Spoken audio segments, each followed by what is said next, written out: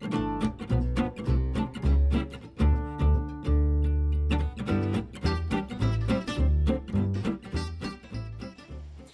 everyone. For anyone that doesn't know me, my name is Steve Lassick, and I'm a partner here at Richey May for Alternative Investments Practice. In case you don't know who Richey May is, we're a CPA firm that specializes in alternative investments, providing audit and tax services to over 100 fund structures. At the start of this year, we launched our Capital Education Series because the topic of capital raising always comes up when we speak to our clients and friends in the industry. This series is designed as an educational resource and features experts on the detailed topics we cover related to capital raising. This will be part 7 of the series, which features our tax team here at Richey May, who will be discussing the topic of contributed securities as an additional way to bring on capital. We hope you find this beneficial.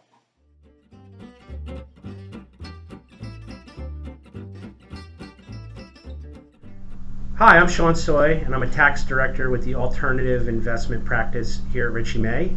Today I'll be chatting with Dan Flores, who is a tax manager for the Alternative Investment team. We'll be discussing contributions in kind and their potential tax impacts. Thanks, Sean. As Sean mentioned, I'm a tax manager here at Richey May & Company, and today we're going to be talking about contributions in kind and the tax implications. So to jump right in, Sean, can an investor or limited partner contribute appreciated assets such as stocks or bonds into a hedge fund or an investment partnership without creating a taxable event? That's a great question, Dan. Generally speaking, yes, an investor can contribute appreciated assets in kind to a partnership without it creating a taxable event. It's very common in the alternative investment space that we see investors who have highly appreciated financial assets that would like to contribute them in kind into a fund and delay or defer gain recognition. Also to note, it's extremely uncommon for investors to look to contribute assets that have depreciated in value, as it's likely more beneficial that those investors could sell those assets outside of the fund, take the loss, and then contribute the cash proceeds from the sale into the investment partnership. Well, Sean, this begs the question, when does a contribution in kind become taxable to them? Generally, the built-in gain on the in-kind contribution is taxable to the contributing partner when the fund ultimately sells or disposes of the asset that was contributed in kind. The contribution could be taxable at the time of contribution if the diversification test is failed, and I'll speak to that more in a minute. The built-in gain could also become a taxable event if the investor that made the contribution in kind subsequently redeemed cash from the fund within 2 years of making the initial contribution. The built-in gain would also be taxable if the securities that were contributed in kind were subsequently distributed in kind to another partner, not the partner that contributed. And if this happens within 7 years of the initial contribution date, that would trigger gain recognition. These rules were put in place by the IRS to ensure investors were not swapping securities without gain recognition. If you contributed securities in kind and another partner contributed securities in kind, and then subsequently you redeemed securities in kind, and that other investor did the same, you could effectively swap securities without recognizing gain. Sean, you also mentioned diversification tests. Can you please explain that a little bit more? Absolutely. So in order to not trigger a gain recognition event, contribution in kind would need to be diversified or pass the diversification test. That diversification test really comes down to this.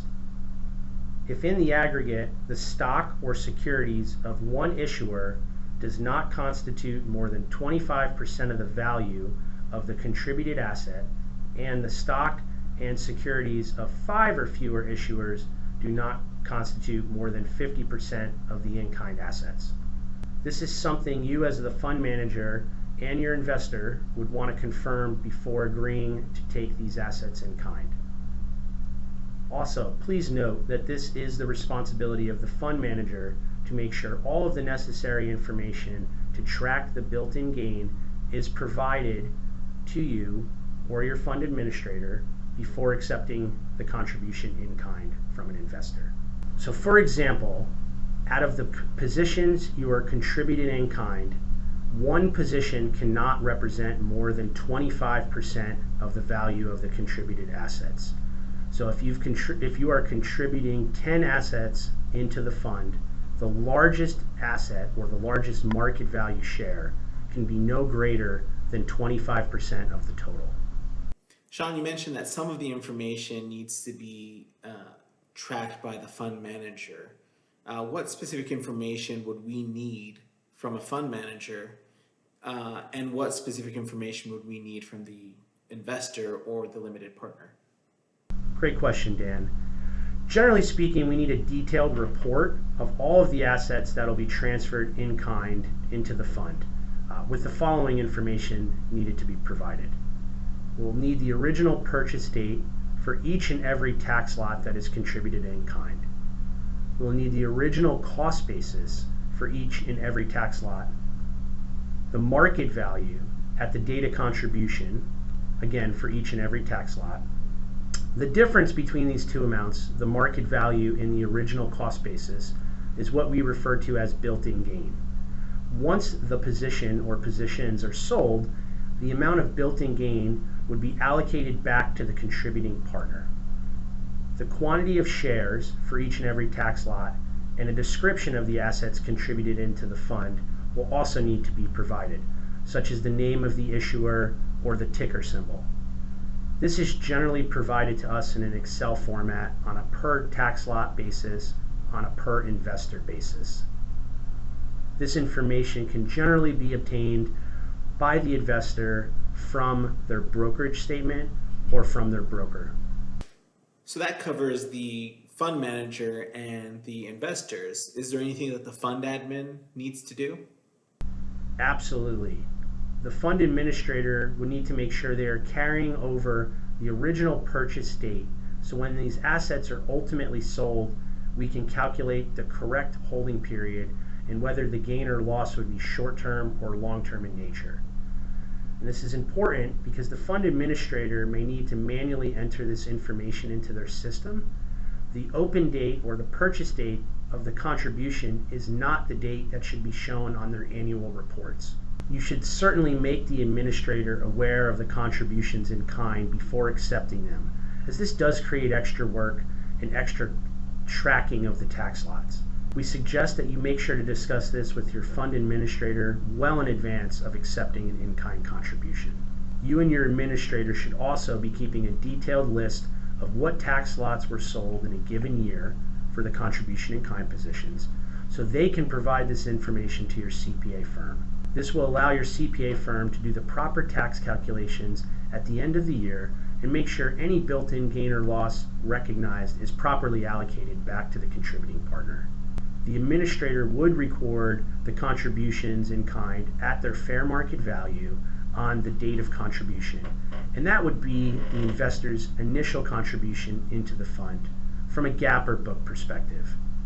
And for example, if the portfolio the investor was contributing had a cost basis to that investor of $250,000, but had a fair market value of $400,000, the $400,000 would show as their initial contribution into the fund, with the $150,000 of built-in gain, the difference between the $400 and the $250, being allocated back to that investor at a later date when the positions are actually sold. Sean, you mentioned that the admin will record the holding period as the date of contribution. Does that mean the holding period doesn't carry over, or is it reset? Great question, Dan. The holding period actually does tack or carry over, so the original purchase date moves over with those securities. And this is extremely important, as many of these contributions in kind have already reached long-term status. You as a fund manager would want to make sure to preserve the aging of these securities and make sure you're getting the best possible tax rate on these investments once sold. Currently, long-term rates are lower than short-term rates, so making sure the appropriate or correct initial purchase date is recording is extremely important. This is another reason while having your fund administrator and CPA firm on the same page from day one is of vital importance. So what purchase date for contribution in kind positions should the fund admin show on their reports to you? That would be the original purchase date, again, of when those assets were initially acquired by the limited partner, and not the date the positions were transferred or contributed in kind. Many times we see the broker not showing the correct original open date on the 1099 issued to the fund at the end of the year. So it's extremely important that the fund manager is tracking those dates in the fund's official books and records. You should also have the investor confirm with their broker that they can facilitate an in-kind contribution. There are some brokerages that can only transfer in-kind securities if the fund and investor are both using the same brokerage. For example, Interactive Brokers historically has only been able to accept in-kind contributions if both the fund and the investor have an Interactive brokerage account. So what cost basis should the fund administrator use? Good question, Dan. For a book or GAAP perspective, the cost basis the fund will record on its books, and again, not to be confused with the separate tracking of the contribution in kind positions from a tax perspective, should be the fair market value at the date of contribution. Is there an additional cost that the fund would incur when taking on a contribution in kind? Yes, both your fund administrator and your CPA firm will likely charge an extra fee to track this data, at least until all of the contribution in kind positions are sold.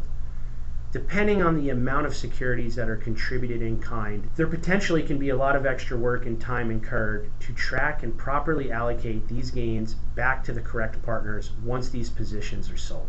The cost will ultimately depend on the number of tax lots that were contributed and how many investors are contributing in kind. It will also depend on how long these positions are held once contributed in kind into the fund.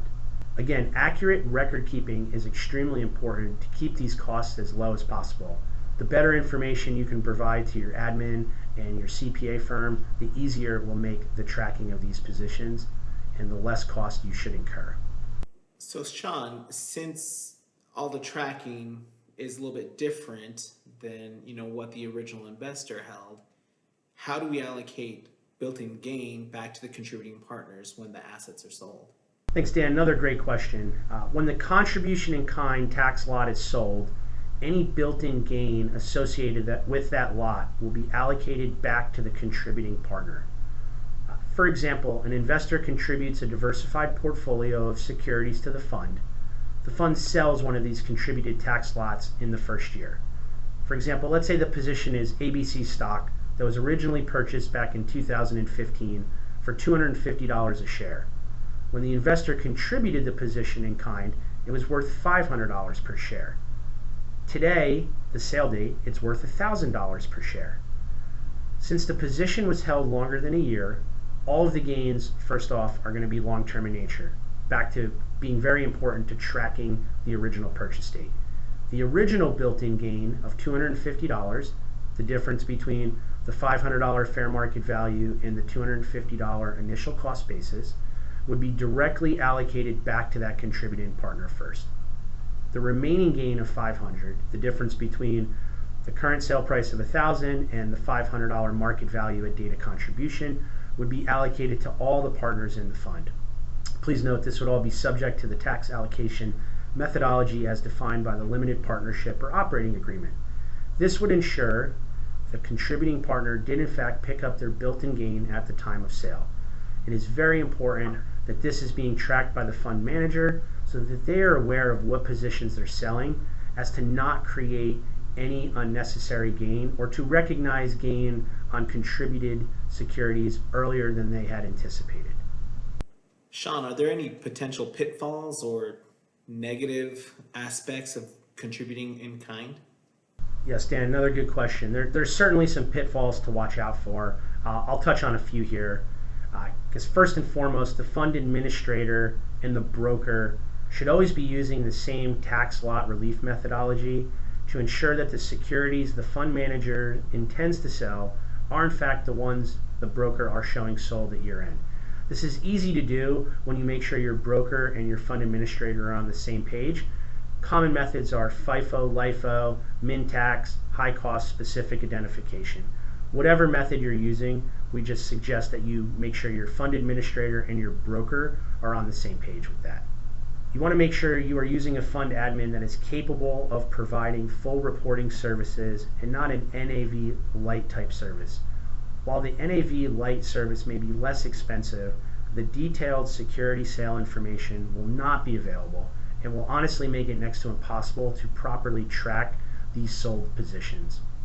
Another thing to note is when you do decide to dispose of a tax lot of securities, it's best to fully dispose of that lot rather than to do a partial sale. The reason for it is it makes tracking and record keeping extremely difficult.